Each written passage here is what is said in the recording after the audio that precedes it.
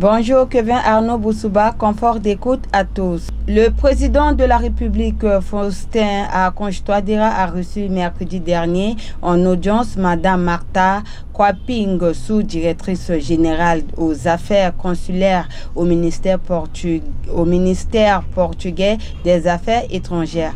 La diplomate portugaise est venue non seulement réaffirmer de l'excellente des relations entre la République centrafricaine et le Portugal, fondée sur étroite collaboration dans le domaine militaire avec la participation des forces spéciales portugaises au sein de la MINUSCA, mais surtout remettre une de félicitations du président Marcelo Rebelo de Sousa à son homologue centrafricain pour sa brillante réélection à la magistrature suprême de l'État. Toujours en national, l'ONG The Hope a organisé hier à son siège au quartier Maya, dans le 6e arrondissement de Bangui, une formation de renforcement des capacités aux agents relais communautaires sur le thème « La violence sexuelle ». L'objectif de cette formation est d'outiller les participants sur les différents types de violences sexuelles, les conséquences et comment y remédier, en partenariat avec l'appui technique et financier du MSF Espagne du projet Tongolo. David Catala, coordonnateur programme de l'ONG The Hope, fait le point au micro de la radio verte.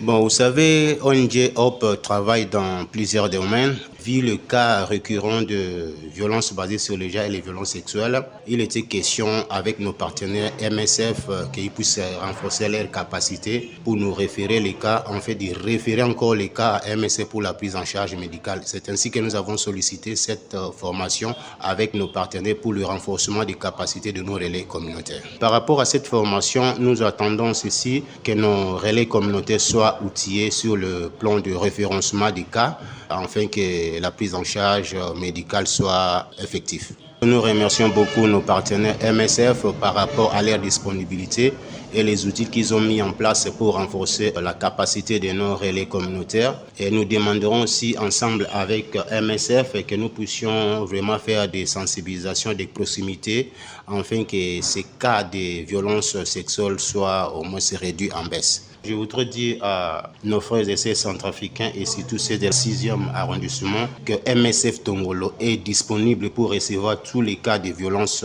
sexuelles. Et au cas contraire, ils peuvent appeler leur ligne verte 40 49 24/24 ou soit ils peuvent passer à ONG Hope qui est situé au 6e arrondissement. Une fois il serait ici, on va lui envoyer à MSF Tongolo avec le fil de référencement. Il sera reçu à MSF Tongolo sans problème et il va recevoir les soins médicaux sans problème.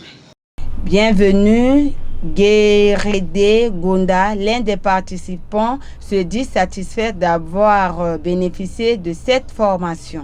Je voulais tout juste dire à tous les parents, la violence sexuelle basée sur les genres ne sont pas bien. Il fallait que nous tous, nous oublions cette pensée dans nos têtes et nous aimons les uns les autres.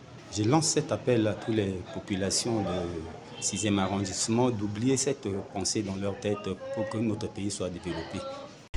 La première sélection d'assises de la Cour pénale spéciale a siégé hier sur l'affaire Gaine, située dans la sous-préfecture de Gazi, dans la préfecture de Mambéry. Les accusés qui ont comparu comme chef d'accusation crime contre l'humanité, meurtre, séquestration, arrestation arbitraire et autres violences gravées dans de droits humains et autres violences graves de droits humains. La CPS a pour mission de condamner les crimes commis en République centrafricaine depuis 2003. Dépêche signée Dani Komelo.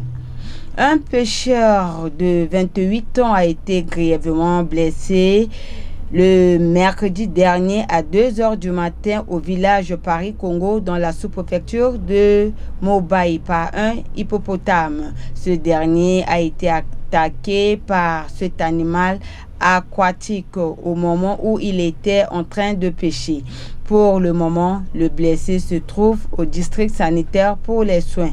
Face à cette situation dramatique, la population lance un SOS au gouvernement de prendre les mesures pour veiller sur elle. En actualité internationale, l'ONU vient de publier un rapport sur la crise mondiale de l'eau. Le document parle d'une faillite hydrique et souligne que la population de la Corne d'Afrique vit déjà les conséquences de la sécheresse. L'objectif de ce document est de pousser les États à une gestion durable et solidaire des ressources hydriques.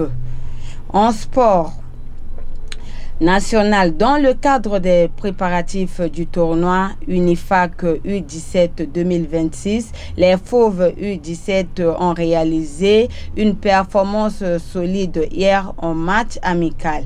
Appliquant avec rigueur les consignes du sélecteur Sir Derti Bouguélé, les Fauves se sont imposés largement sur le score de 4-0 face au club du Real Comboni.